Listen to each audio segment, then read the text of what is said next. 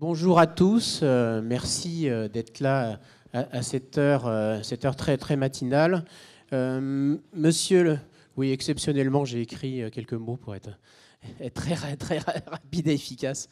Monsieur le ministre d'État, mesdames et messieurs les ambassadeurs, mesdames et messieurs les élus, les dirigeants d'associations, d'entreprises, de centres académiques, mesdames et messieurs les journalistes, chers amis qui justement croyaient aux multi-acteurs et notre capacité de faire ensemble.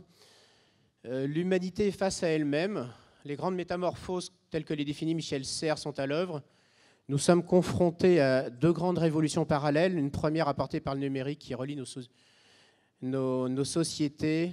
Une troisième mutation de notre histoire récente après l'écriture et l'imprimerie. L'Internet nous invite à une société plus horizontale, génère une individuation renforcée et fait émerger une jeune génération qui se vit mondialisée dans une culture commune en synchronicité.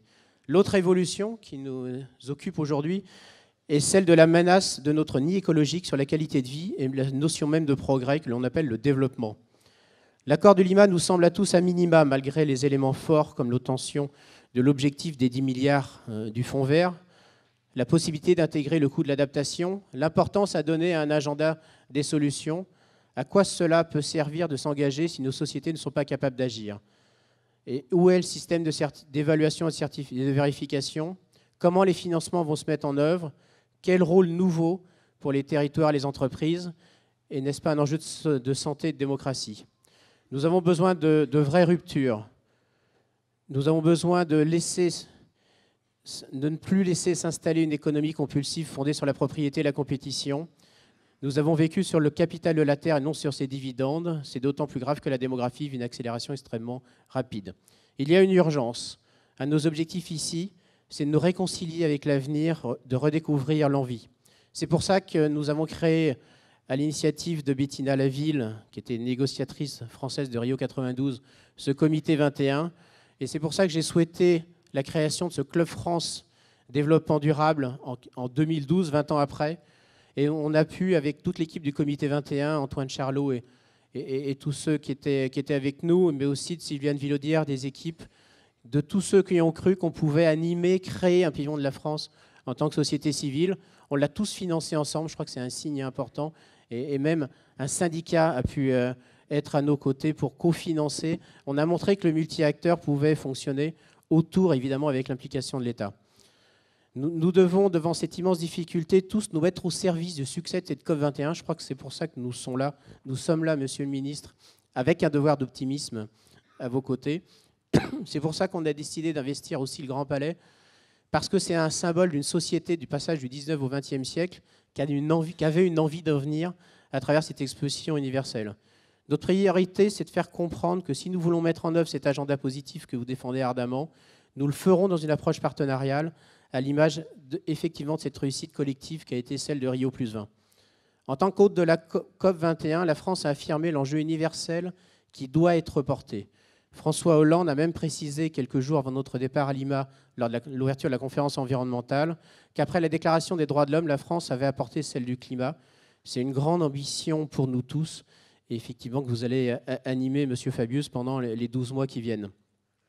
Le Club France Développement Durable regroupe aujourd'hui 80 réseaux qui eux-mêmes regroupent des dizaines de milliers de collectivités, d'entreprises, des acteurs de l'action sociale, de l'éducation, des ONG, des centres de recherche, des agences gouvernementales. On a tous des approches assez différentes, mais le même objectif, réussir encore une fois cette COP. C'est aussi l'engagement du comité de pilotage. Et nous avons à nos côtés le GRS, les maires des grandes villes, l'Association des maires francophones, Cités Unies, ORE, le C3D, EPE, le CNRS, et la mairie de Paris. J'ai la conviction qu'on va mobiliser très très largement au-delà de tout ce qu'on a pu faire ces dernières années.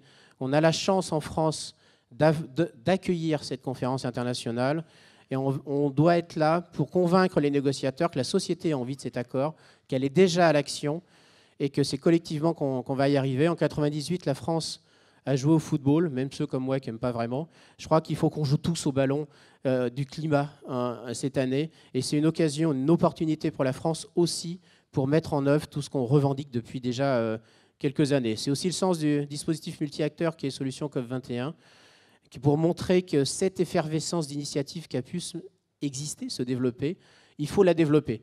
Il y a énormément de choses qui existent, elles ne sont pas à l'échelle, certainement pas dans la trajectoire des 2 degrés. Et on a besoin d'accélérer les choses. C'est ce qu'on fait avec les membres fondateurs et bien d'autres. Et les membres fondateurs, ce sont encore une fois la ville de Paris, mais aussi la région Pays de la Loire, l'ADEME, AFD, Aropa, Climate Key, KINPI, LORS, Entreprises pour l'environnement, et aussi des entreprises comme Carrefour, GDF Suez, Generali, Ikea, Rexel, Sophie Protéol, Suez Environnement, Schneider Electric, Veolia et bien d'autres. Monsieur le ministre, je vais remettre un book, hop, voilà, qui montre des premières actions, tout ce qu'on veut pouvoir mettre en œuvre et qui est en train déjà de commencer à exister. Je suis très heureux que vous puissiez être là à nos côtés aujourd'hui. Je sais que votre agenda est particulièrement serré à quelques jours après les prolongations de l'IMA. Je suis pour ma part très admiratif de ce travail de négociation. Je pense qu'il faut faire un petit peu attention quand on veut tenser ces négociateurs. On était quelques jours à Lima et on a vu l'immense difficulté de se mettre d'accord sur 96 pays, de culture et de niveaux de développement très différents. On agit tous dans nos associations, nos organisations. Je crois que l'enjeu va aussi être dans une application beaucoup plus large de la société. C'est aussi tout l'intérêt de cette marche pour le climat qui a été montée par Havas, parce que Havas n'est pas une organisation de l'environnement et du développement durable. C'est une organisation beaucoup plus récente, plus large, qu'en fait sa priorité. Et je crois qu'on pourra tous être à ses côtés. Monsieur Laurent Fabius, merci encore d'être là. Je laisse la parole à Bettina Laville, qui a fondé donc, le comité 21 et qui préside le comité d'orientation du Club France Développement Durable pour un échange avec vous. Pour vous préciser aussi qu'il y a un hashtag qui a dû s'afficher et donc vous pouvez continuer, échanger, discuter.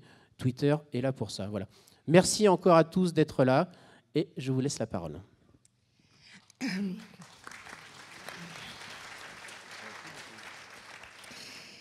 Donc, Monsieur le Ministre, merci encore d'être là. Alors, effectivement, nous tous allons vous poser quelques questions.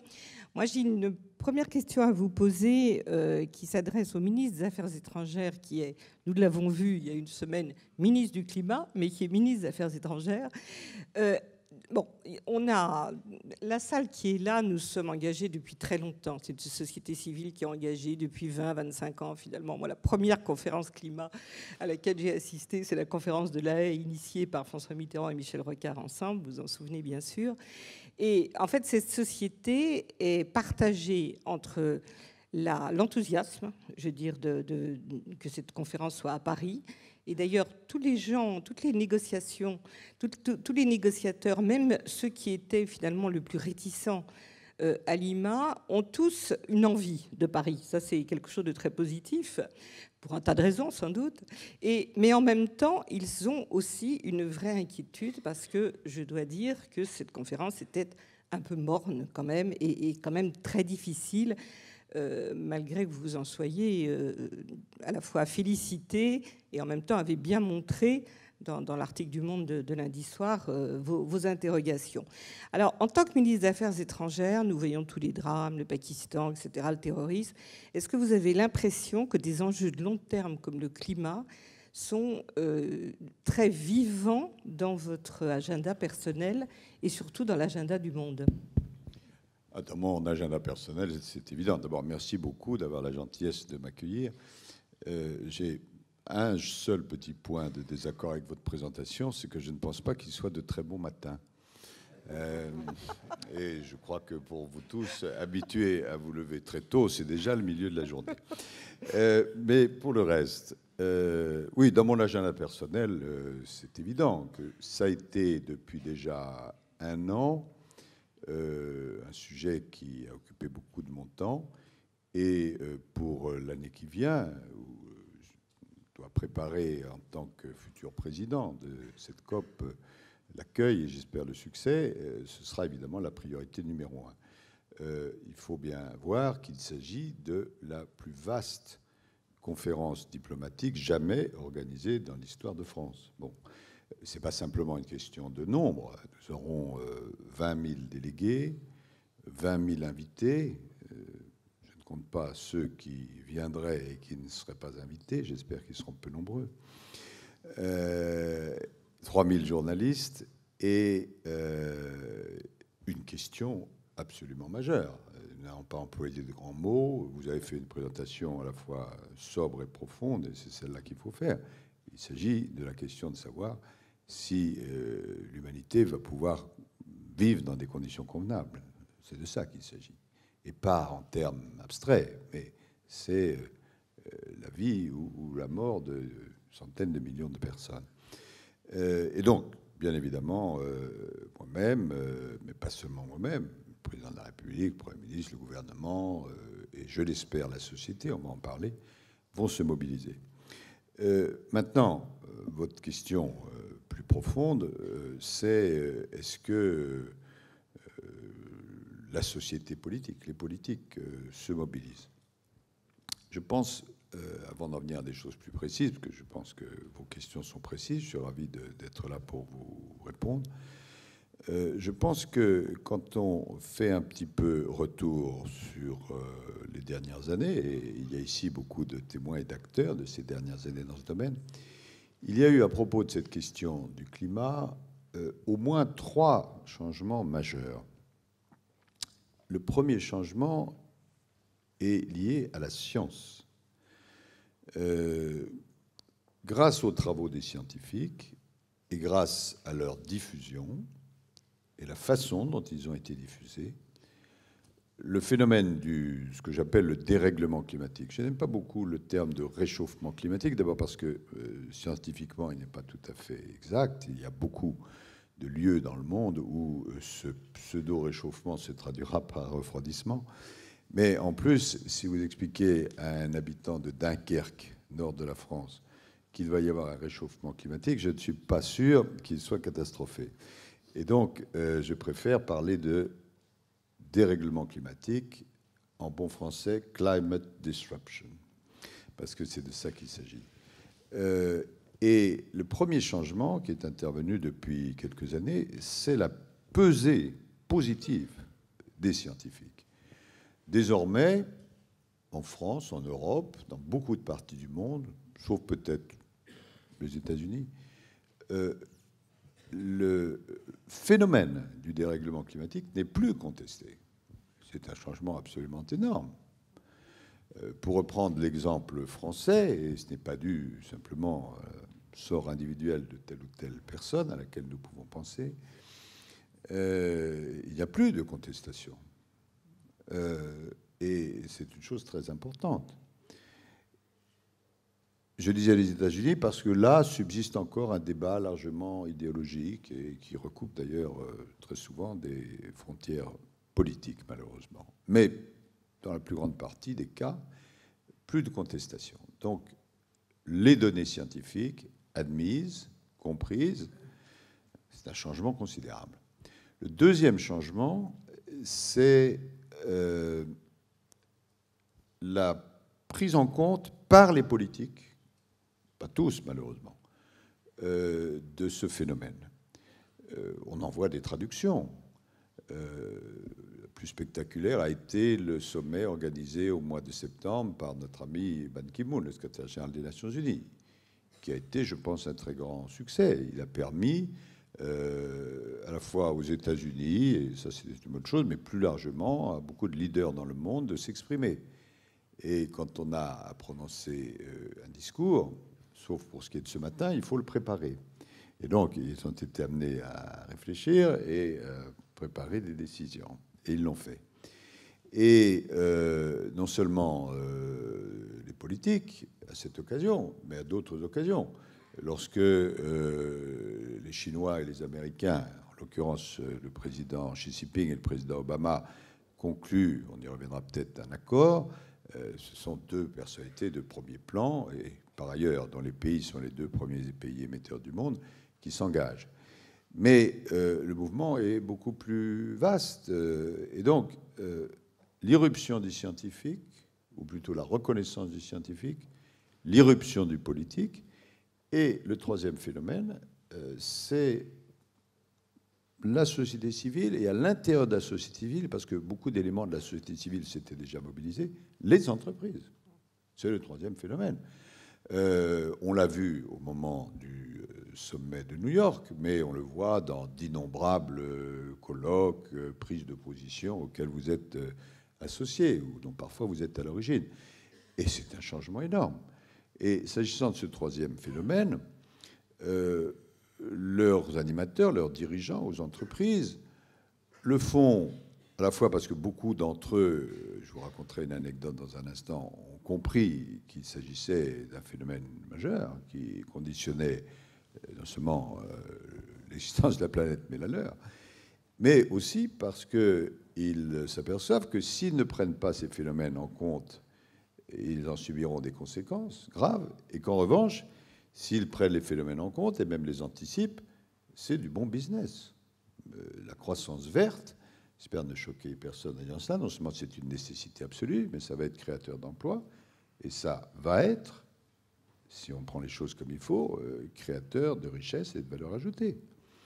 Et donc ces trois phénomènes-là, je réponds à votre question, la pesée des scientifiques, l'irruption, ou plutôt la prise en charge par le politique, et désormais l'intervention des entreprises, ce sont des phénomènes massifs qui vont s'accélérer, ce qui fait que les pronostics qui sont faits, à mon avis, lorsqu'ils sont pessimistes, ne prennent pas en compte la dérivée, qui font que le problème se pose d'une façon tout à fait différente aujourd'hui qu'il se posait il y a très peu de temps encore. Alors après, est-ce que les institutions et les pratiques, vous faites référence à la COP 20, et je salue, je crois comprendre qu'il y a ici beaucoup d'ambassadeurs que je discerne dans la pénombre, je les salue avec amitié. La COP 20 a abouti à un accord, peut-être pas ce qu'on pouvait espérer, mais largement ce qu'on pouvait attendre. Et elle a ses méthodes. Lorsque on hésite toujours entre 195 et 196, alors je donne l'explication. Il y a 195 pays, il y a 196 parties, parce que l'Union européenne est une des parties. Donc, disons 196. Lorsqu'il y a 196 parties et qu'il faut se mettre d'accord, parce que c'est un consensus, et que, sans spécifier de nom, la plus petite partie vaut la plus grande, ça n'est pas facile, on l'a vu. Mais voilà, la profondeur du phénomène, la profondeur de la prise de conscience et la profondeur de l'intervention, je n'ai aucun doute. La question, c'est la course de vitesse. Il faut que l'anticipation et la réaction soient aussi fortes et même plus fortes que la montée du phénomène. Si on prend la négociation elle-même pendant quelques minutes avant de revenir à la société civile, moi je voudrais vous poser 3 questions à l'intérieur de cette négociation. La première, c'est que vous avez dit que le spectre de Copenhague s'éloignait. Je le crois également.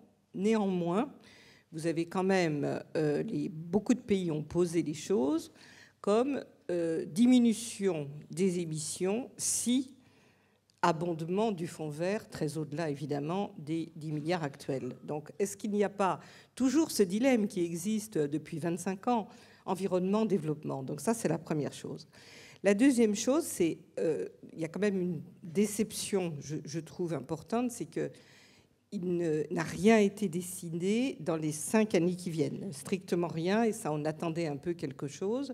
Et en fait, c'est un peu contradictoire avec les conclusions du GIEC, puisque le GIEC dit, si on a une chance de rester à 2 degrés, il faut commencer tout de suite. Et finalement, vous venez de le dire d'ailleurs, hein, c'est une course de vitesse.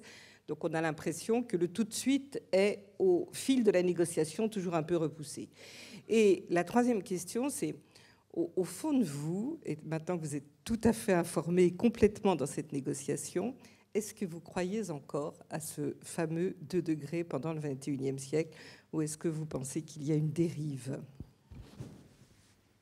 Vous comprenez pourquoi, en écoutant les questions de Madame Laville, lorsque la France, qui était d'ailleurs seule candidate, ce qui favorise le choix, a été désignée à Varsovie pour accueillir la COP, ceux qui sont venus me féliciter ont ajouté « good luck ».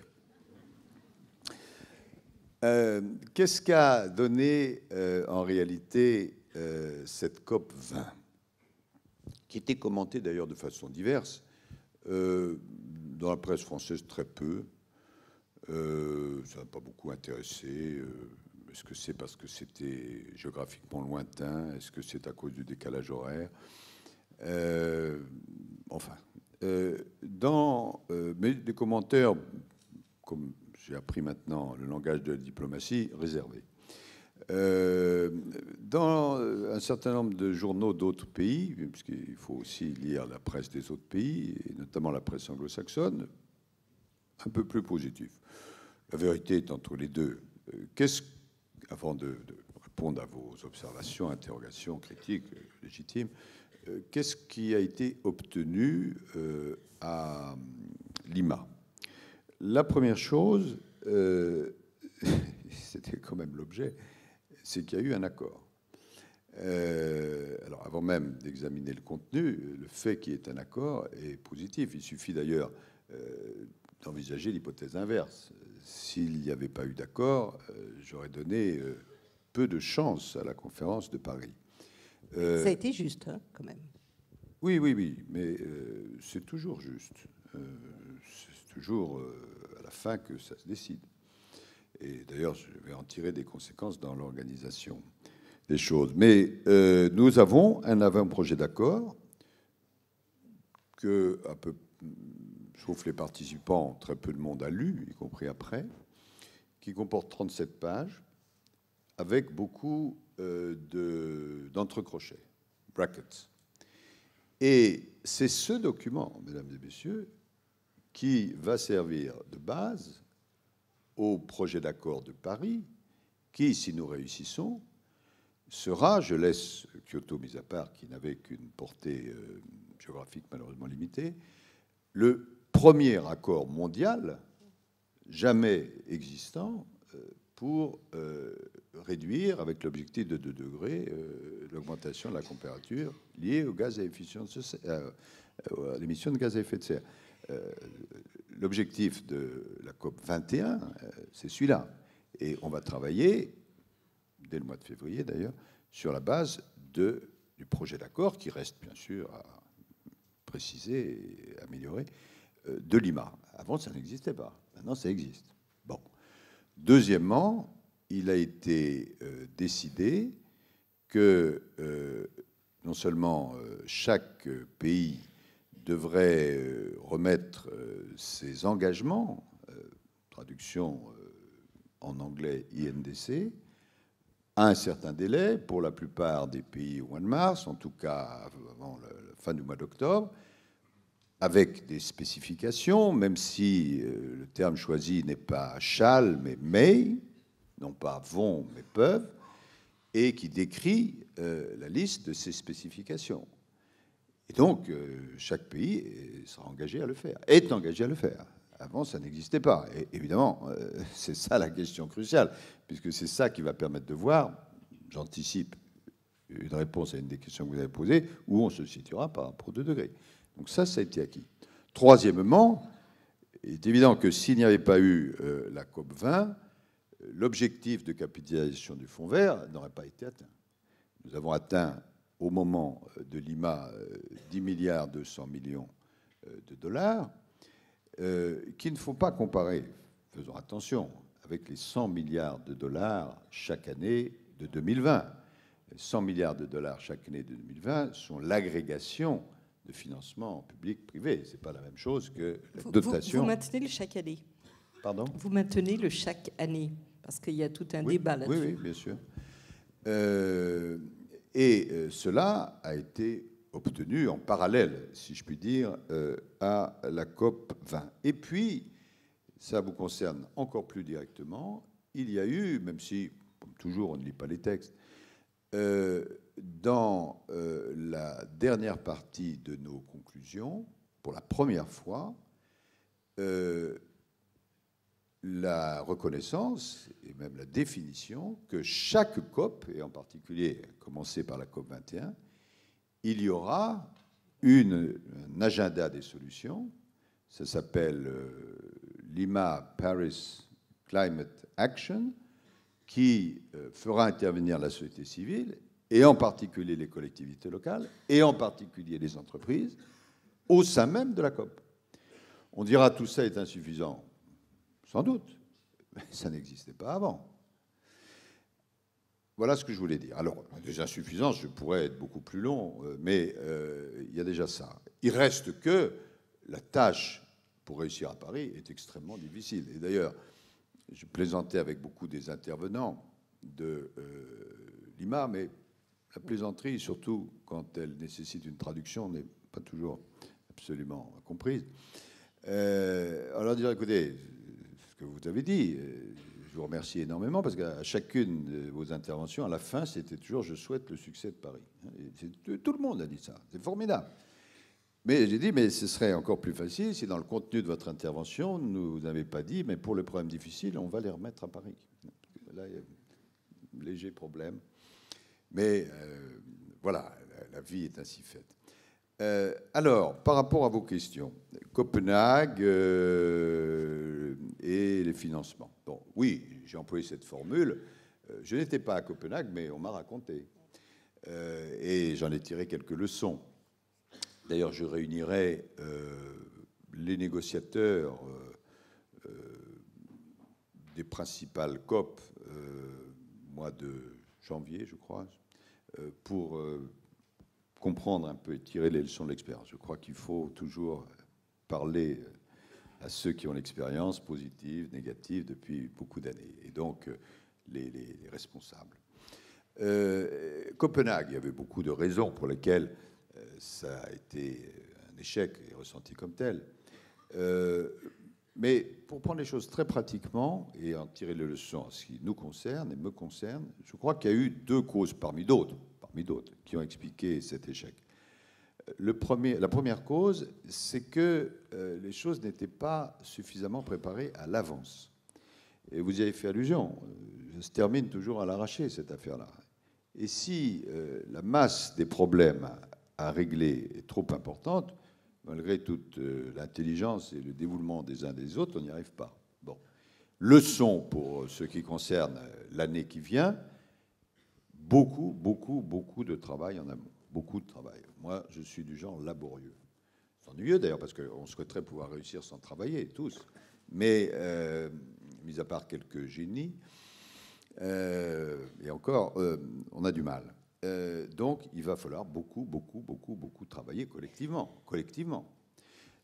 Et l'autre leçon que j'en tire, c'est que l'illusion selon laquelle toute une série de problèmes n'étant pas réglés, l'arrivée à la fin de la négociation de quelques leaders charismatiques, l'illusion que cette arrivée pourrait résoudre les problèmes est une illusion totale.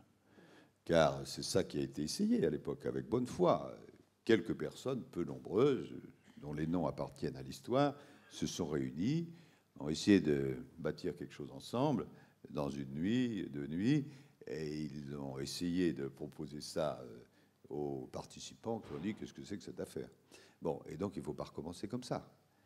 Alors, autant j'ai dit qu'il était très important qu'il y ait le push politique, très fort, mais autant, je ne pense pas du tout, d'après ce que j'ai entendu, et je vois par votre approbation que c'est une analyse qui n'est pas erronée, il faut procéder autrement. Alors donc, Copenhague, tout le monde a ça dans la tête quand même, qu'on ait participé ou pas.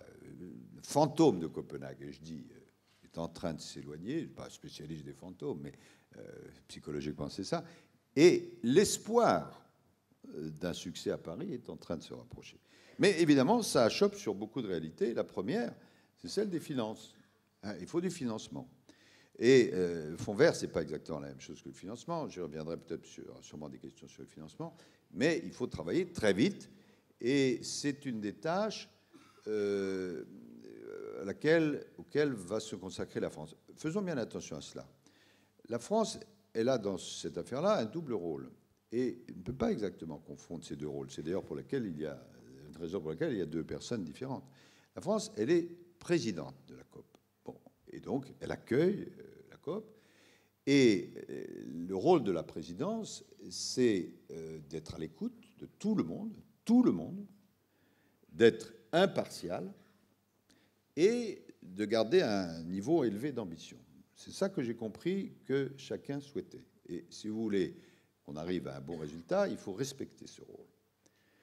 Et par ailleurs, la France, elle a une politique, elle a des propositions qui d'ailleurs sont développées au sein de l'Europe, puisque c'est au niveau européen que se fait la négociation. Mais enfin, la France est là, elle est active, elle peut montrer l'exemple, j'espère pas le contre-exemple.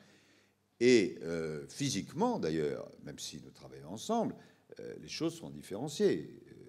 C'est votre serviteur qui présidera la COP, et c'est avec à ses côtés Laurence Tubiana qui joue le rôle, je crois que vous deviez jouer à notre époque, de l'ambassadeur dans la négociation, Annick Girardin, qui est secrétaire d'État à mes côtés, et Ségolène Royal, elle, défend les positions de la France. Alors, tout ça, bien sûr, est coordonné, mais ce n'est pas simplement une figure de style, c'est une réalité. Alors, 2015, 2020, rien. Ce n'est pas tout à fait exact. C'est pas exact juridiquement, car quand vous regardez le texte qui a été adopté, il y a une partie dont je reconnais que ce n'est pas la plus précise, qui concerne 2015-2020. Et puis, il y a des éléments qui vont intervenir, car vous avez tout à fait raison. Avant 2020 et la suite, puisque cet accord, s'il intervient, doit porter sur la période post-2020, il y a ce qui se passe avant, et qui est doublement important. D'abord parce que j'ai parlé de course de vitesse, et d'autre part, il y a la question de la crédibilité. Si on ne fait pas grand-chose avant, quelle est la crédibilité d'agir après? Donc, il faut absolument agir avant. Et il y a un certain nombre de choses qui vont en ce sens. Il y a des éléments juridiques, ce sont ceux qui sont contenus dans la déclaration finale. Il y a des éléments de fait.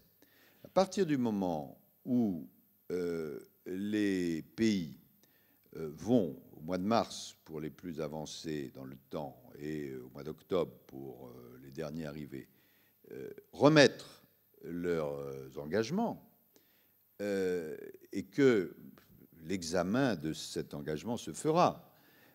Dans le texte, il y a eu une longue discussion. Est-ce que ça doit être en 2015, en 2016? Quelles sont les modalités, etc. Je pense que cette discussion est un peu formelle, parce qu'à partir du moment où les engagements sont objectivés et connus, il y a suffisamment de pays, suffisamment d'ONG, suffisamment de travaux, suffisamment de scientifiques, pour qu'on fasse la traduction, même si ce sera un petit peu difficile, parce qu'il faut agréger tout cela, il faut que ce soit comparable. Bon, mais c'est ça qui va se passer. Et dès lors, je réponds ainsi à votre même question, oui, l'objectif est 2 degrés, j'en connais la difficulté, chacun en connaît la difficulté. Dans le texte, nous disions d'ailleurs 2 degrés ou 1,5 si c'est possible, puisque les AOSIS en particulier demandent 1,5. Mais, et déjà à 2 degrés, il y a des conséquences qui sont redoutables. Mais c'est au moment où la sommation interviendra que la comparaison sera. Et elle sera faite. Et donc, ce sera une incitation, à n'en pas douter, extrêmement puissante, à agir et à agir plus. D'autant que dans le texte, quand on le lit attentivement, on a retenu la clause de no backslide, c'est-à-dire que les propositions qui sont faites ne peuvent pas être inférieures aux engagements et aux pratiques précédentes. Bon, donc, quand on regarde les choses attentivement, comme l'ont fait les négociateurs, il y a quand même du contenu. C'est une application du principe de non-régression qui n'a pas été accepté RIO+20, mais qui est mis en pratique. Oui, donc, si vous voulez, il y a le juridique qui est très important. Hein. Moi, je suis juriste à l'origine, économiste, et c'est très important. C'est d'ailleurs pour ça qu'on discute là-dessus si longuement. Et puis, il y a la pression de l'opinion, la pression de la réalité, la pression du climat, la pression des pairs. Tout ça jouera. Et puis, je termine par là, il y a cet agenda qui, lui, n'est pas comptabilisé, mais qui, dans mon esprit, de celui de beaucoup d'autres, est fondamental. Parce que les décisions gouvernementales, c'est une partie du problème et de la solution, mais une petite partie seulement. Car l'essentiel des émissions et de leur évolution, ce sont les individus, les collectivités et les entreprises. Et comme cet agenda va être mis en place et va être une des priorités de la présidence française, je pense que c'est une des raisons pour lesquelles il va y avoir, je l'espère en tout cas, une amplification de ce que seront les engagements. Alors, cet agenda, justement, vous l'avez lancé dans un dîner jeudi soir, je crois. Et est-ce que... Alors, vous venez de dire que c'est une initiative de la présidence française. Est-ce que ça va être repris par l'Europe? Parce que c'est quelque chose de tout à fait passionnant. C'est un changement même onusien, c'est-à-dire dans la Convention climat. C'est-à-dire que ce n'est pas simplement les partis qui sont associés, mais c'est à l'intérieur, vous espérez que c'est à l'intérieur de l'accord. C'est-à-dire qu'en fait, toutes les personnes qui représentent la société civile, les entreprises, etc., deviennent vraiment, parce qu'on dit les parties prenantes, mais c'est les parties intéressées, en fait, la plupart du temps. Là, ça sera vraiment partie prenante. Oui, c'est exactement ça. Vous avez très bien décrit la novation considérable. Alors, qui est à l'origine? Vous savez, quand c'est une bonne idée, il y a beaucoup de pairs et il ne faut pas se disputer. Mais là, d'abord, c'est la première fois que c'est repris juridiquement dans l'accord, même si ce n'est pas la partie la plus longue. On a essayé de batailler. Bon, il est dit, et désormais, à chaque COP, il y aura un agenda des solutions, etc. Bon. D'autre part, on a commencé de le faire à Lima, et ça a été une des parties les plus intéressantes, où un certain nombre d'intervenants, je parle de mémoire, par exemple, un représentant de la Californie est venu expliquer ce qui était fait là-bas par les gouverneurs successifs et les résultats que ça donnait. C'est spectaculaire. Ou un président d'un très grand fonds d'un pays du Nord est venu expliquer qu'il avait réorienté ses investissements au point de sortir à brève échéance de tout ce qui est investissement dans tout ce qui contient du carbone, et en revanche de maximiser les investissements dans tout ce qui est croissance verte. Nous avons eu toute une série de témoignages, aussi d'éléments de la société civile, d'organisations, qui ont montré que quand on additionnait tout cela, ça pouvait être remarquable. Et donc, très concrètement, pour ce qui concerne l'an prochain, parce que cette année, à la même date, la COP sera finie. J'espère bien finie.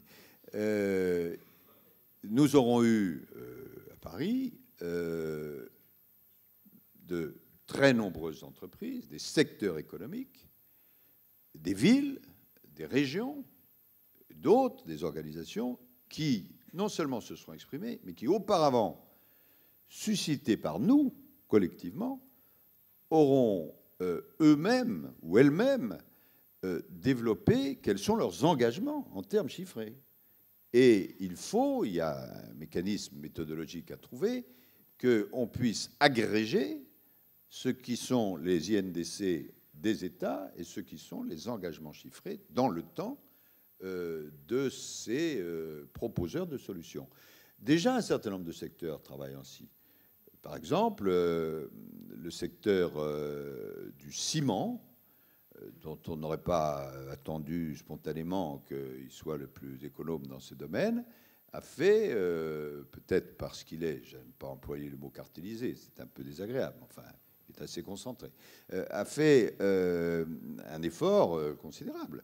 D'autres secteurs vont faire la même chose. Des entreprises, je ne vais pas faire un palmarès, mais d'ailleurs, vous allez vous-même prendre des initiatives qui vont montrer ces entreprises, et c'est très bien. Il faut que ce soit une vitrine, non seulement pour les entreprises françaises, mais pour bien d'autres entreprises, vont dire, etc. Et il doit y avoir une espèce d'émulation positive qui, au total, profitera à la fois à ces sociétés, si on parle de sociétés, à ces collectivités, et à la solution du problème global.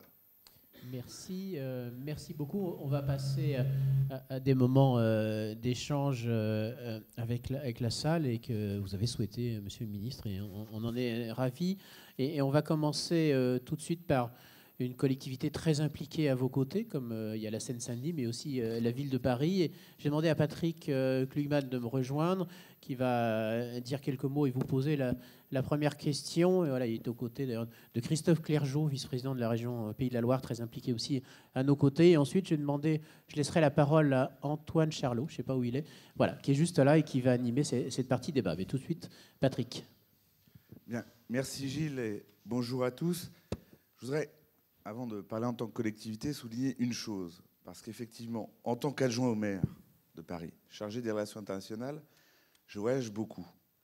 Souvent reçu par notre réseau diplomatique français. Et il est très impressionnant de voir, partout où nous allons dans le monde, que la France parle la voix du climat au rang de ses premières priorités. Je ne sais pas si ça a toujours été le cas, mais en tout cas, c'est extrêmement frappant. De Kinshasa à New York, en passant par Hong Kong ou Rome, partout où la France s'exprime, par sa voix diplomatique, elle parle du climat. Et si nous pouvons arriver à quelque chose à Paris au mois de décembre prochain, bien sûr, ça aurait été la mise en mouvement de tous les acteurs engagés dans la négociation climatique, mais si la France, par la voix de son ministre, et de tous les services qui sont d'ailleurs en grande partie devant nous, ne portait pas cette ambition avec une telle force, je pense que ça serait impossible. Et je le dis, et je finis mon incise, tous ceux qui, parfois, doutent de la voix de la France ou du rôle et de l'efficacité de l'action publique devraient regarder attentivement ce qui est en train de se faire sur la question du climat.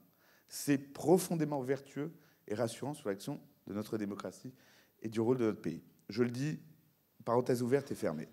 Maintenant, l'État peut beaucoup de choses, mais il ne peut pas tout seul. Et le Club Solution 21, c'est cette démonstration que sur le climat, il y a une combinaison multi-acteurs. Et dans ces multi-acteurs, il y a les entreprises. Les entreprises seront réunies pendant la COP sous notamment votre égide, qui montreront au Grand Palais ce qu'il se fait de mieux. Mais il y a aussi les collectivités locales. La ville de Paris ne sera pas qu'une ville haute. La ville de Paris sera un assembleur et la ville de Paris sera la voix de tous les réseaux de villes et de collectivités qui agissent sur la question du climat. Et il n'y a pas beaucoup d'endroits au monde, et en tout cas il n'y a pas eu beaucoup de COP, où collectivités locales et États partis seront au même niveau d'ambition. Les villes pouvant agir plus vite et plus près des citoyens que les États. Et c'est bien là l'ambition de Paris. Et pour vous donner quelques exemples, il y a le Grand Palais, en face il y a le Petit Palais. Au Petit Palais, il y aura les bonnes pratiques des villes. Je pourrais multiplier les exemples. Alors, j'avais le droit à quelques remarques, je les ai faites. J'avais le droit à une question au ministre, j'en poserai deux. Est-ce que nous aurons à Paris un Cities Day? Et plus largement, quelle place voit-il pour la place des collectivités locales, après notamment le sommet du mois de septembre de Ben Ki-moon, où il y avait eu pour la première fois un Compact of Mayors, à l'initiative de Michael Bloomberg. Le rôle des villes dans la négociation climatique à Paris, c'est l'interrogation de Paris et de toutes les collectivités, notamment celle du maire du 2e, qui est là, que je salue, et qui nous accueille. Oui, pardon Jacques, je n'avais pas cité Jacques Bouteau, qui nous accueille aussi ici. Alors, d'abord, merci beaucoup pour tous les personnels diplomatiques de votre remarque, qui certainement est extrêmement aimable et surtout, je crois, juste. Et ils font un très gros travail et ils ont été sollicités de le faire et le font et le font bien. C'est important parce que c'est un accord international, cette affaire. Et il faut donc avoir une discussion avec chaque pays du monde. Nous sommes un grand réseau diplomatique pour savoir où il se situe et essayer d'avoir une discussion pour orienter les choses dans le sens conforme à l'intérêt général et à l'accord. Alors, il y a des pays pour lesquels ça ne pose aucune difficulté, mais il y a des pays qui, à juste titre, se posent des problèmes ou soulèvent des interrogations. Soyons très concrets. Prenons l'exemple d'un petit pays qui n'a quasiment pas de ressources et qui est extrêmement menacé par les phénomènes climatiques. Il va se dire, votre conférence est très jolie, mais est-ce que ça va m'apporter quelque chose à moi? Il va se dire, très bien votre conférence, on me demande de fournir mon INDC, mais moi je n'ai pas les techniciens, comment ça marche, etc. Et donc la France, l'Europe, d'autres organisations doivent aider à répondre à ça. De même, ce pays, il n'est pas le seul, ça peut être aussi le cas de grands pays, il dira, mais financement, comment on fait? Et donc notre rôle est aussi de voir le Fonds vert, les autres organismes, pour dire, écoutez, il faudrait penser à ceci, à cela. Bon, c'est ça, le rôle normal qu'on essaye d'assumer. Alors après, les collectivités locales, comme il a été souligné, c'est très important. Et là, maintenant, elles ont, par les textes que nous avons adoptés, un droit de cité. Paris, qui est une ville magnifique, où les gens viendront avec beaucoup de plaisir, je peux vous le confirmer, même si on sera au mois de décembre, et même si physiquement les choses se dérouleront au Bourget, mais enfin avant d'aller au Bourget, en général on est à Paris. Il va y avoir des initiatives qui vont être lancées ou qui l'ont déjà été par la mairie. Nous aurons beaucoup de plaisir à nous y associer dès lors que, bien sûr, c'est la COP 2001, COP 21 2015. Ce sont les organisateurs de la COP qui doivent regarder tout cela. Mais je pense que toutes les initiatives qui viseront à rassembler les collectivités locales, soit d'ailleurs les villes ou les régions, seront bienvenues. Il y en a eu déjà, il y en aura d'autres. Bien sûr, là, vous êtes le représentant de la ville de Paris, et c'est très important, mais je dois souligner, pour être parfaitement équanime, qu'il y a d'autres initiatives. Par exemple, nos amis de la région Rhône-Alpes ont décidé, à la fin du mois de juin, je crois, de réunir, 1er juillet, réunir toute une série. Bon, il va y avoir différentes choses, mais enfin, Paris, c'est la capitale, c'est une évidence. Pour ce qui concerne un jour particulier, il faut que nous voyions cela. Mais ce que je peux dire d'ores et déjà, et j'aurai certainement l'occasion de voir Anne Hidalgo et Jean-Paul Huchon sur ce sujet, c'est que, indépendamment de ce qui sera fait pour au niveau des collectivités, sur quoi porte votre question, je pense qu'il sera très bien reçu par les participants à la COP 21, 20 000 plus 20 000, 40 000, qu'on leur montre ce que nous faisons, bien sûr, de bien, et qu'on leur facilite, disons, le mot est un peu restrictif, la circulation à l'intérieur du grand ensemble de Paris, qu'ils se rendent compte que toutes les collectivités travaillent bien la main dans la main. Je pense que ce serait une très bonne initiative, parce que là-dedans, non seulement nous devons très bien accueillir nos hôtes, y compris du point de vue de la nourriture, j'insiste là-dessus. C'est la seule petite réserve, mais vraiment, les miniatures que je mets à mon séjour à Lima, c'est que je dois manger du riz depuis que je suis revenu. Mais, non. Mais tout est important. Vous savez, tout est important. Une confidence collective, monsieur le ministre, je crois que vous n'êtes pas le seul. Mais vous voyez, c'est ça la différence entre la diplomatie et la réalité. Bon, je ne peux témoigner que de mon expérience personnelle. Bon. Mais revenons à des choses sérieuses. Je pense que l'accueil qui sera fait à Paris, par nous tous, est symbolique de ce que non seulement nous voulons faire, mais de la manière dont nous le faisons. Donc, il faut mettre, je vais prendre une comparaison culinaire, les petits plats dans les grands. Voilà. Oui, et effectivement, et un de nos engagements est aussi de faire une médiation sur l'ensemble de la société française. C'est à ça qu'on s'y emploie, c'est aussi pour ça qu'on a voulu ces opérations dans Paris, pour que les gens aient aussi envie du Bourget sans forcément y aller. Je crois que c'est important de créer des liens pour que ce soit une réussite, enfin c'est comme ça que nous on le voit, de l'ensemble de la société française dans toutes ses composantes, et pas seulement, je dirais, parce que 20 000 c'est à la fois beaucoup, et je crois qu'on a bien vu à Lima que beaucoup auraient aimé être accrédités, et qu'il n'est peut-être pas non plus nécessaire. Je vais passer Antoine pour cette deuxième partie. Antoine, merci Gilles, merci monsieur le ministre. Alors nous avons un temps extrêmement contraint, d'un quart d'heure de questions et d'échanges avec la salle. Donc je vous prie de m'excuser auprès de ceux qui ne pourront pas poser leurs questions. Avant d'échanger directement avec la salle, nous avons trois témoignages d'entreprises et des questions également qui vous seront posées, monsieur le ministre, en commençant par monsieur le PDG d'IKEA France, Stéphane Van Verbeke. Donc si vous voulez bien poser votre question au ministre. Monsieur le ministre, bonjour. Vous avez beaucoup parlé des entreprises dans votre introduction d'une prise de conscience et aussi de différentes initiatives. Avec IKEA, nous sommes cofondateurs de la coalition internationale Women Business, une coalition qui veut inciter les entreprises d'aller vers les énergies renouvelables. Et d'ailleurs, avec IKEA, nous avons une ambition horizon 2020 d'avoir 100% des énergies renouvelables. Comment vous voyez le rôle concret pendant les négociations de COP21 des coalitions, de wheeling, des entreprises qui veulent aussi prendre leurs responsabilités? Alors, votre question est concrète. Je vais essayer de répondre d'une manière concrète. Bon, IKEA, que vous représentez, est un très grand groupe. Et donc, je pense que non seulement les anticipations, mais les engagements que vous pourrez prendre sur voilà comment nous allons travailler dans les années qui viennent, 5 ans, 10 ans, 15 ans, 20 ans, 40 ans, et voilà ce que ça signifie en termes de décarbonation, ces engagements seront très significatifs. Ça, c'est le premier point.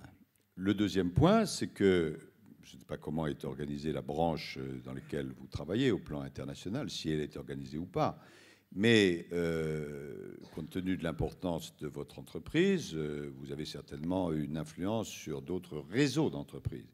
Et donc, si vous pouvez amener ce réseau d'entreprises à faire la même démarche que vous, ce sera extrêmement utile. J'ajoute que, compte tenu du secteur dans lequel vous êtes, sans être du tout un spécialiste, vous devez avoir un certain rapport avec le problème de la déforestation. Et donc, ce qui pourra être fait dans ce domaine de reforestation, compte tenu des rapports qu'on connaît entre cela et le carbone, aura un rôle très important. Et je crois que ça correspond certainement à vos convictions profondes. Et je crois que de plus en plus, le consommateur, à juste titre, va être extrêmement sensible à ces aspects. Donc, si je peux me permettre un conseil, travaillez fortement dans cette direction, publiez vos engagements et incitez vos collègues, concurrents, partenaires à faire de même. Merci, monsieur. Et cela dès 15 jours, puisque l'année commence cette année au 1er janvier. Merci, monsieur le ministre. Daniel Lebègue, président de l'Observatoire de la responsabilité sociétale des entreprises. Bonjour, monsieur le ministre. Dans votre propos introductif, vous avez prononcé, j'ai compté, à 5 reprises le mot financement. Et oui, dans ce domaine comme dans d'autres, sans doute, le financement est le nerf de la guerre. Je voulais porter témoignage auprès de vous, monsieur le ministre, de la forte mobilisation des acteurs français du monde de la finance, la banque, l'assurance, la gestion d'actifs, sur les enjeux de la COP 21, le climat et la transition énergétique.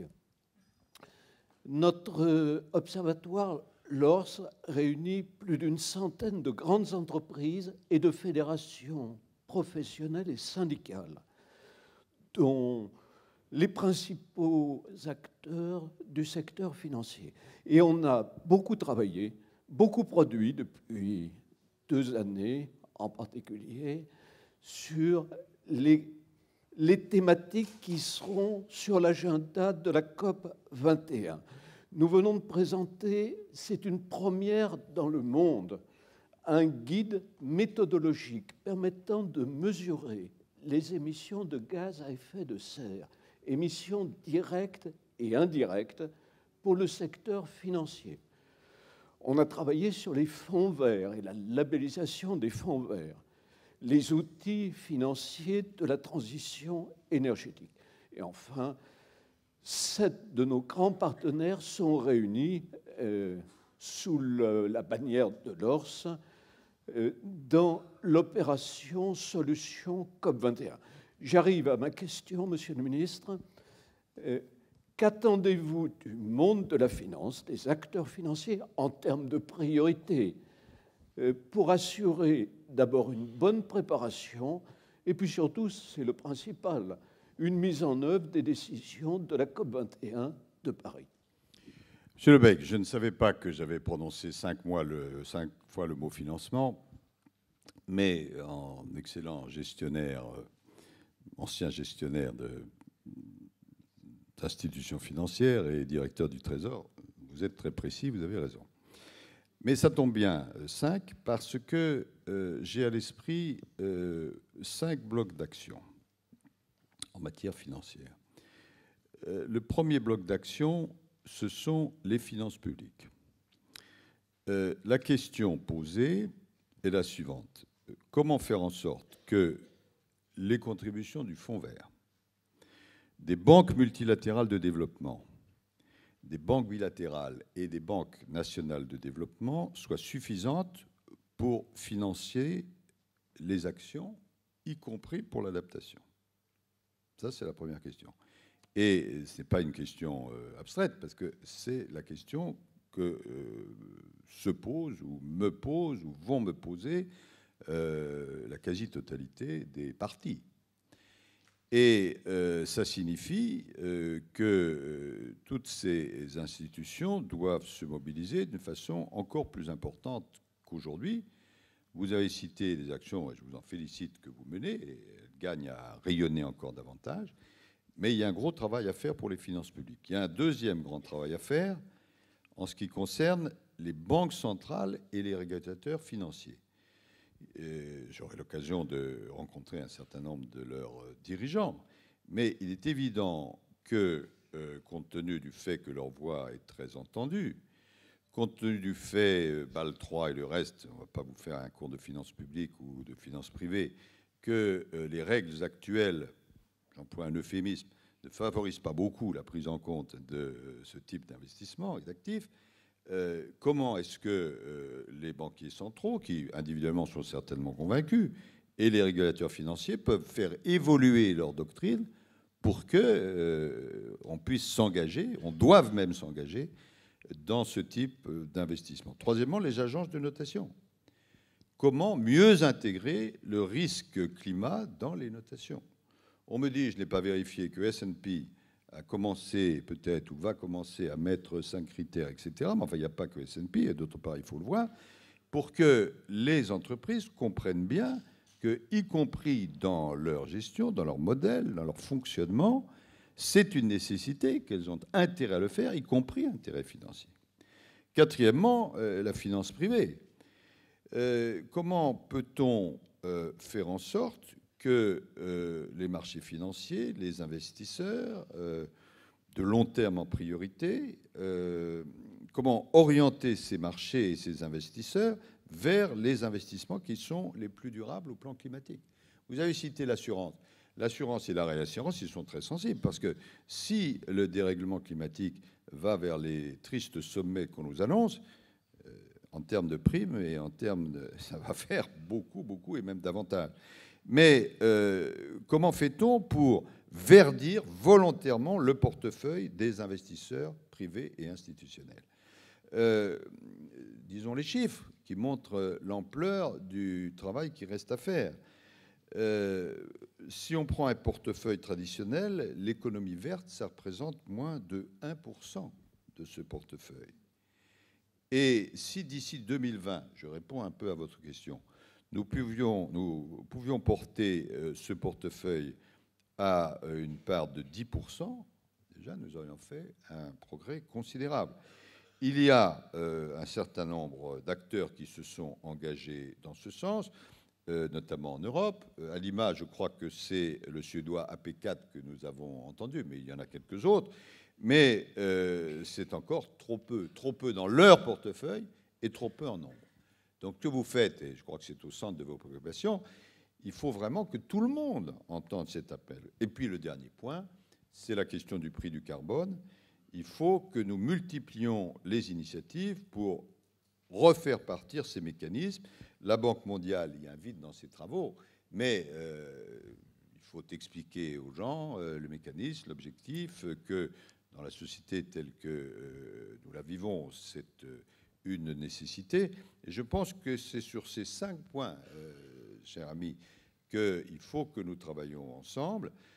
Déjà, grâce à des organisations comme les vôtres, on est beaucoup mieux sensibilisés que c'était le cas il y a quelques années. Et par rapport à l'objectif que nous avons dans l'esprit, tous celles et tous ceux qui sont là, et qui sont nécessaires pour réussir le défi, nous avons un énorme chemin à faire.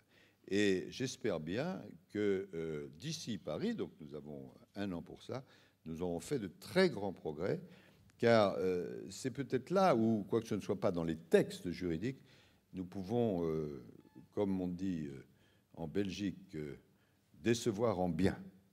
Et beaucoup espèrent que le prix du carbone soit dans la négociation, dans le texte. Oui. Léon Blum disait « Je le crois parce que je l'espère ». Merci. Nous avons encore trois questions avant de vous libérer, monsieur le ministre. Jean-Louis Chaussade, directeur général de Suez Environnement. Monsieur le ministre, bonjour. Bonjour. Comme vous le savez, des entreprises comme Suez Environnement sont évidemment extrêmement sensibles à la problématique climatique et aux évolutions que ça suppose, puisque un des moyens d'atténuer cette problématique, ça va être forcément l'innovation, ça va être forcément toutes les initiatives que les entreprises privées vont prendre, soit pour accompagner, soit pour atténuer les conséquences des dérèglements climatiques dont vous nous parliez à l'instant. J'assiste d'ailleurs sur dérèglements climatiques, ça me paraît bien, mais les conséquences du dérèglement climatique, on va aussi les voir dans des domaines comme l'eau, les matières premières. Tout ceci va être aussi lié à la climatologie dans un monde, je le rappelle, où 65% à peu près de la population mondiale vivra dans des villes. Et donc les effets des dérèglements climatiques vont être amplifiés par l'augmentation de la population et l'urbanisation. Alors ma question est assez simple. Vous étiez à New York, j'ai eu la chance d'y être aussi. Il y avait un certain enthousiasme de la part des communautés urbaines, des villes et des entreprises pour trouver des solutions concrètes qui soient quelque part un pont entre ce que la COP20 ou la COP21 peuvent décider, c'est-à-dire d'opérations qui arriveront, en tous les cas d'objectifs qui sont fixés un peu à 2020, surtout quand même à 2050. Donc un pont entre ça et les décisions immédiates qui peuvent être prises pour rendre ces obligations possibles. Et vous avez parlé à l'instant du carbone. Moi, j'avais été frappé à New York de voir combien, au fond, il y avait unanimité, ce qui n'était pas le cas à Copenhague, de l'ensemble des entreprises et en gros d'ensemble des villes pour dire qu'il fallait donner un prix au carbone. Et donc j'insiste sur la question qui vous a été reposée à l'instant. Ne croyez-vous pas que trouver un accord sur le prix au carbone, autrement dit donner un vrai prix à la pollution, parce qu'en gros c'est ça, est-ce que insister sur donner un prix au carbone n'est quand même pas une nécessité si on veut que la COP21 soit un succès? Voilà. Je suis à fond pour rechercher ce résultat. Est-ce que cela peut être fait dans le cadre de la COP? C'est une question différente, mais je n'ai pas de doute.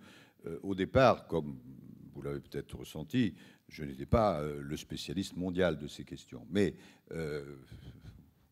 quand on travaille, on finit par comprendre et à se forger une opinion. Et mon opinion, elle est forgée, elle est nette, elle est claire. C'est dans ce sens-là qu'il faut aller le plus vite et le mieux. Et donc, je compte bien, au cours de toute cette année, qu'à travers tous nos travaux, et je dis nos à dessein, cette cause, puisqu'il s'agit d'une grande cause, puisse prévaloir.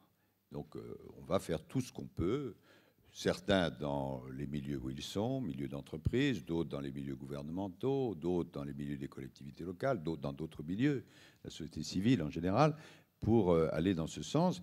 Et je pense que des prises de position, par exemple, de certaines régions. Il y a des régions en Chine où un prix du carbone existe. Il y a tel ou tel dispositif qu'on peut prendre, même s'il n'y a pas une obligation.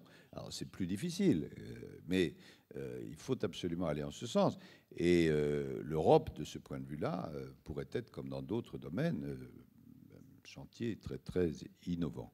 Maintenant, je veux souligner, compte tenu de la société que vous dirigez, à quel point nous espérons aussi que la COP21 à Paris va être une vitrine de tout ce qui est possible de faire en matière technologique.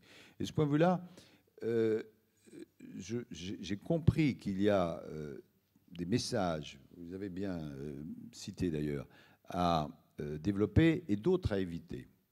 Le message, c'est quoi? Premièrement,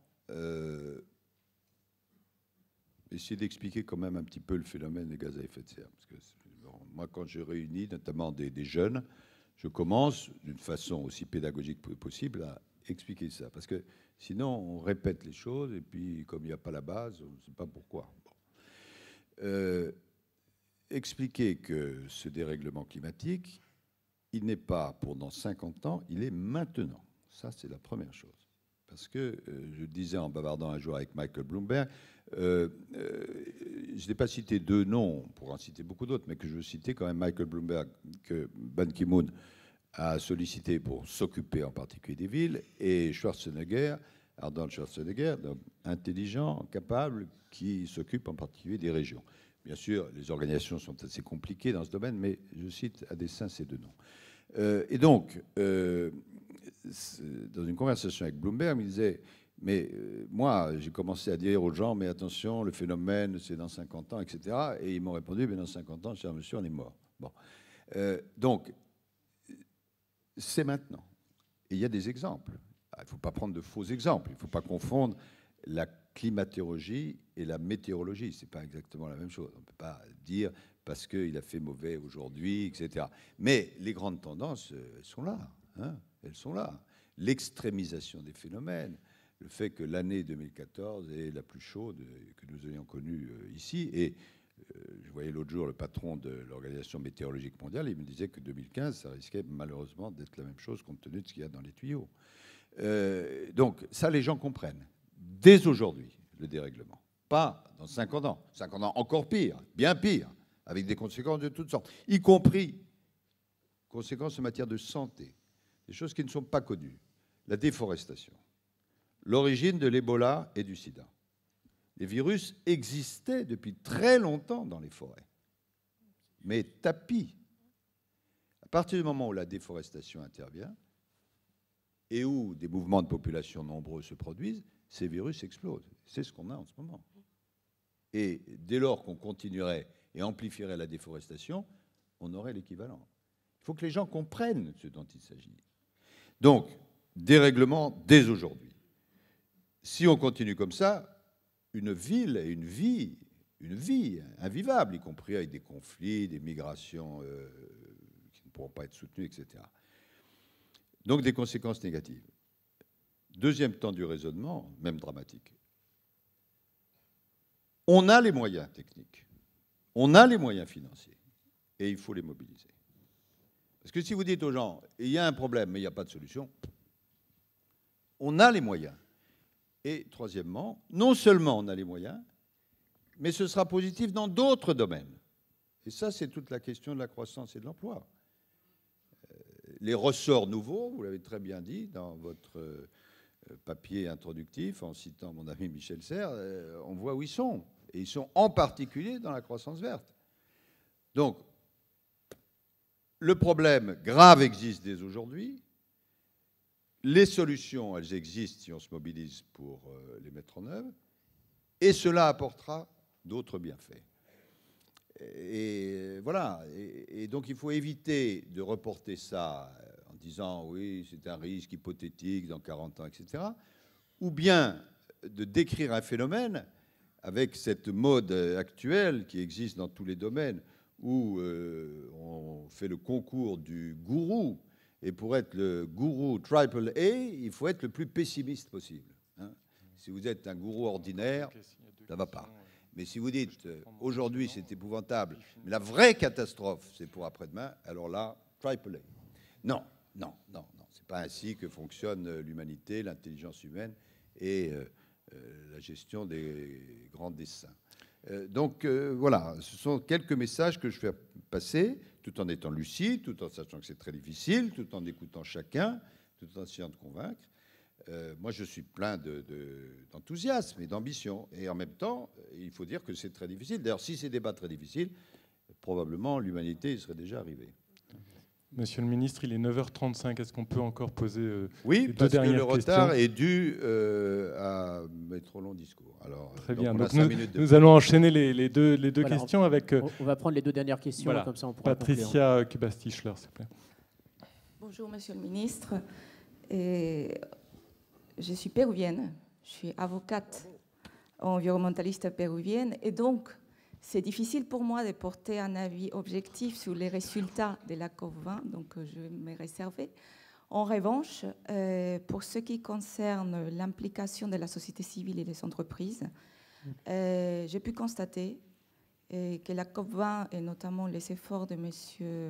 Manuel Pulgar Vidal, le ministre de l'Environnement, ont permis une implication forte avant et pendant la COP des entreprises.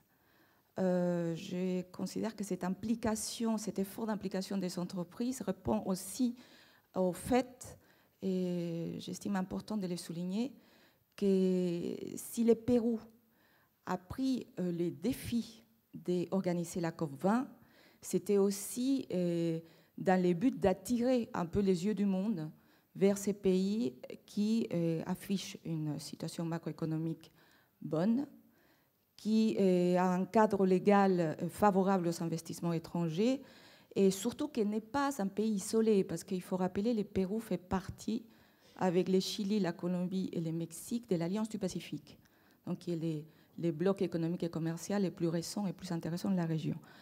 Donc dans ces contextes, Monsieur le Ministre, ne pensez-vous pas que cette période de transition, ces passages entre la COP 20 et la COP 21 n'est pas aussi une opportunité, ça a été un peu dit déjà au début dans vos propos introductifs, une opportunité pour nos entreprises françaises pour exporter justement leur savoir-faire, leurs compétences en matière d'assainissement, de gestion d'eau, de planification urbaine. Là, il faut admettre quand même, Lima n'est pas exactement l'exemple des villes durables, pas encore. Donc, il y a beaucoup de choses à faire. Et ma question concrète, est-ce que vous avez eu l'occasion, ou il est prévu, vous avez débattu avec vos homologues péruviens sur la possibilité de créer des passerelles, des voies de facilitation, d'échange, d'investissement, notamment des énergies renouvelables ou des investissements vers le Pérou. Donc, la dernière question. Oui. Monsieur le ministre, bonjour. Christophe Clergeau, premier vice-président de la région Pays de la Loire. Vous avez souligné l'implication des collectivités locales. Donc nous serons effectivement très engagés sur la mobilisation des citoyens, notamment des jeunes en Pays de la Loire, sur l'alimentation de cet agenda positif, cet agenda des solutions pour nos territoires, mais aussi pour les territoires des pays en transition, des pays en développement qui sont les plus frappés par le changement climatique. Et nous sommes aussi des acteurs d'une diplomatie des territoires qui peut être complémentaire de la diplomatie des États.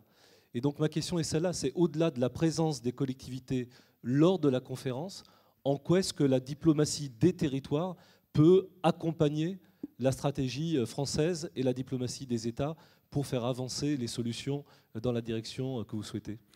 Je réponds à ces deux questions, qui sont les questions finales, en vous remerciant énormément de votre accueil, parce que les questions posées étaient toutes très pertinentes, et puis ça me fait plaisir de parler de ce sujet, puis ça me rôde. Sur votre intervention, oui, les territoires, nos territoires sont très concernés. Il y a une diplomatie d'État, il y a aussi une diplomatie parlementaire que je vais mobiliser en ce qui concerne la France. Il y a des groupes d'amitié et je vais demander à chaque président de groupe d'amitié au Sénat et à l'Assemblée nationale, en lui fournissant un petit état de là où nous en sommes et de là où on est, d'après ce que disent nos ambassadeurs, la situation par rapport à la COP21 du pays en question, de se mettre en rapport avec leurs homologues et d'essayer ensemble de bâtir quelque chose. Et je pense que c'est la même chose pour les territoires. Les territoires, on parle des territoires français, sont en relation avec beaucoup d'autres territoires dans différents continents, mais très souvent en Afrique, par exemple, etc. Et je pense qu'il y a deux façons de travailler par rapport à l'objet de la COP21. D'abord, en prenant des initiatives communes, concrètes, en matière de climat. Et deuxièmement, lorsqu'il y a un travail de conviction à faire, en partageant une conviction. En général, les pays d'Afrique sont très convaincus de tout ce que nous venons de dire. Simplement, ils posent à juste titre la question des moyens, du financement, etc. Dans quelques cas que je ne citerai pas, il y a des pays dont les gouvernements ne sont pas convaincus, mais ce n'est pas en Afrique, alors que les régions et les grandes villes sont convaincus. Et là, je pense que, évidemment, ce sont les gouvernements qui votent à la COP. Mais les collectivités territoriales, surtout quand elles sont assez vastes, ont la capacité de montrer, au-delà même des clivages idéologiques, qu'elles sont peut-être d'un avis, ou en tout cas d'une pratique un peu différente. Donc, moi, je crois beaucoup à cette diplomatie territoriale. Après, je remercie beaucoup la représentante, enfin, madame, qui est d'origine péruvienne, si je comprends, qui s'est exprimée avec à la fois beaucoup de tact sur son propre pays et beaucoup de pertinence. Je dois dire que je n'ai que des éloges à faire sur l'accueil péruvien et la présidence péruvienne. Mon ami Manuel a fait un travail magnifique et tout le monde lui a rendu hommage. Et il a fait ce qui ajoute de la classe à l'efficacité avec gentillesse. Bon. Si j'avais à définir ce qu'est la diplomatie et la politique, ce n'est pas le mot qui me viendrait spontanément le premier à l'esprit. Mais je n'ai aucun mot d'ailleurs qui me vienne à l'esprit, mais ce n'est pas celui-là qui viendrait. Et Manuel a su allier l'intelligence. Je n'ai que des compliments à faire. Et si ça n'était que mon avis, ça n'aurait pas d'importance, mais c'était l'avis général. Ça compte beaucoup. Ça compte beaucoup, parce que, vous savez, lorsque on est à la fin d'une négociation, que ça fait 30 heures que les négociateurs pinaillent sur des virgules, à ce moment-là, il peut arriver qu'on se tourne vers le président de séance et qu'on lui dise « Monsieur le Président, bon, on n'arrive pas à se mettre d'accord, est-ce que vous avez une proposition à nous faire ?» Bon. Et là, la dimension personnelle est très, très importante. Est-ce qu'on a su acquérir la confiance? Est-ce qu'on pense que la solution va être raisonnable, etc. Bon. Donc, ça a été vraiment très bien fait. Nous avons d'ailleurs décidé de travailler ensemble pour la préparation de la COP 21. Nous avons signé un accord qui s'appelle Lima-Paris, justement, pour l'action. Et nous allons concrètement être ensemble. D'ailleurs, en théorie, je crois juridiquement, je ne deviens président de la COP 21 que le 30 novembre de l'année prochaine, ce qui serait un petit peu tard, puisque c'est le jour où elle commence. Donc, la pratique, c'est qu'en fait, on devient président dès que l'autre présidence est finie, mais elle n'est pas vraiment finie. Juridiquement, elle continue. Bon, donc on va travailler la main dans la main. C'est très bien, d'ailleurs, à la fois que ce soit un pays du Sud et un pays du Nord. Et puis, je n'ai pas oublié cela, ça va nous permettre de développer nos liens. Et à la question précise que vous posez, la réponse est tout à fait oui. J'ai eu l'occasion, avec le président Humala et avec les ministres compétents, de discuter de nos situations respectives. Nous avons une relation politique qui est excellente avec le Pérou. Et nous avons, en matière économique, il y a des choses qu'on fait ensemble, mais nous avons, comme on dit au Quai d'Orsay, des marges de progression. Bon, donc nous allons les exploiter. Le président de la République française doit se rendre au Pérou au premier semestre. Et là, je redeviens ministre du Commerce extérieur. Je vais donc préparer ce voyage. Et en général, ces voyages, auxquels d'ailleurs beaucoup d'entre vous sont associés, permet à la fois de conclure un certain nombre de choses et de préparer un certain nombre d'autres choses. Et donc, je suis extrêmement positif sur les perspectives de travail en commun entre le Pérou et la France. Mais je veux réinsister pour terminer là-dessus. Bon, la France a l'honneur et la responsabilité d'accueillir cette conférence mondiale, mais c'est un travail collectif. Et je crois qu'une des choses qu'a très très bien réussi le Pérou, c'est de montrer à la fois sa spécificité. On était à Lima, on n'était pas ailleurs, mais en même temps de rendre compte, avec les difficultés bien sûr que ça comporte, de cette réalité collective. Et on va essayer, dans un climat qui ne sera pas exactement le même, du point de vue géographique et de la température, de faire aussi bien et de conclure un bon accord qui permette de préparer le futur. Merci beaucoup. Merci. Et puisqu'il y a une continuité, on devait accueillir la ministre marocaine qui a eu un empêchement personnel. Et avant de passer la parole à Sylvain Villaudière pour la deuxième partie de cette matinée, et il y en aura 3, je voulais vraiment vous remercier beaucoup, vous inviter, puisqu'on ouvrira une très belle soirée le 4 décembre 2015 au Grand Palais. Je sais que vous aurez quelques responsabilités, mais si vous trouvez un petit créneau, je pense que ce sera aussi un bon moment. Là, je pense qu'on sera plutôt 3 ou 4 000 personnes, d'avoir cette énergie qu'on avait sur le pavillon de la France à Rio quand on vous avait reçu avec le président de la République, qu'on a ce matin. Bon, j'allais dire Potron-Minet, mais non. J'ai compris que c'était déjà tard dans la journée. En tout cas, mais la journée n'est pas finie. Merci beaucoup d'avoir été avec nous.